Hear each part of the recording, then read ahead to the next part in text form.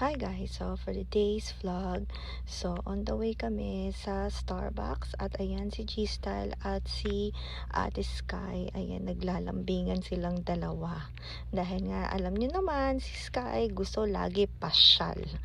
So ayan, naantay lang namin yung turn namin dahil nandito kami sa Starbucks na mismo na drive-thru. At si Sky, ayan, siya na lang daw magdadrive dahil nga ang tagal-tagal. Baka sakali daw na pag siya ang nag-drive ay mapabilis daw. So ayan, tinitignan niya bakit ang traffic. So ayan, tingnan niyo naman, 'di ba? Sabi ko kung may lisensya siya.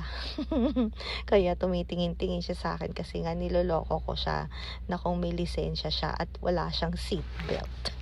So ayan. So maya-maya o-order na kami ng paborito naming drink. So ayan, nandito na kami. So, meron silang yung drink nila, yung seasonal drink. Ayun nga, hindi kami magkaintindihan kasi nga, ayun, ayoko ng frappuccino. Gusto ko yung hot drink nila. Ayan.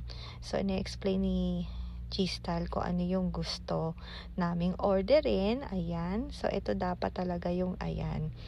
Yan, yung coco nila. Yang coco strawberry. Di ko alam kung paano nila i-pronounce yan. Kaya siguro nagkakalituhan kami. Maski kami litong-lito nung araw na yan. Dahil nga ayoko talaga ng frappuccino. So ayan. And then tinanong ako ni G-Style kung meron pa akong ibang gusto. Sabi ko yun lang. At ayan si Sky. Sabi niya bilisan daw yung pag-serve ng mga drinks namin. So ayan. At sa dinner time, dito kami magdi-dinner sa paborito naming seafood restaurant. Ayan, binigyan na kami ng hot towel at naka-order na si G-Style. Ayan. So, ganyan pala talaga dapat ang paggamit.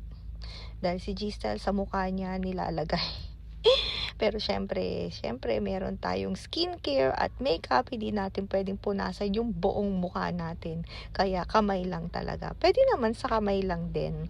So ayan, dumating na yung sake na ino-order namin. So syempre tigisa kami ng glass ni G-Style at sabi ko wag niya akong orderan ng madami dahil hindi ako kakain ng rice. At ayan, yung mga in-order namin. At antay pa namin yung iba pa. Dahil sila G-Style, ayan yung kanila.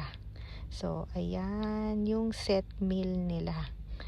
Ayan. O, diba? Ang dami. Kaya sabi ko, iba yung sa akin. Huwag ganyan yung orderin niya. So, ayan si Kuya Jiro. At bagong gupit, finally. Ayan. Dahil ayun nga. So, ayan. Ito na yung dumating na food sa akin na in-order ni G-Style at sabi ko, perfect ito. Dahil nga, hindi ako kakain ng rice at ayoko ng madami. Baka hindi ko na naman maubos. Ayan. Kaya ako na lang uubos ko yung mga hindi nila nauubos na food. Dahil nga, sayang. Pero guys, worth it dito. Katabi lang din to halos ng Calbee House, yung Yakiniku na kinakainan namin. So tara na guys, kain na tayo.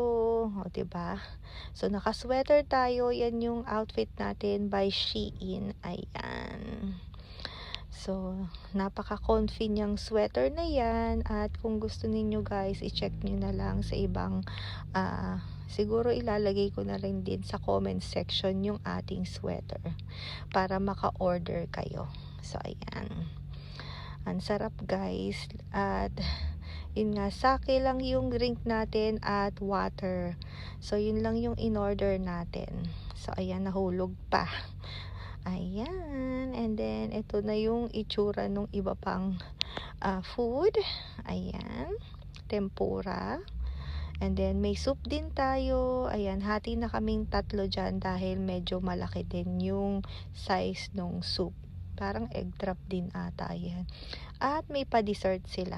Ayan. Umorder din tayo ng dessert. Dahil nga gusto rin nating matikman yung dessert nila at masarap yan. So, paano guys? Dito na lang ulit. Thank you guys for watching. Bye-bye!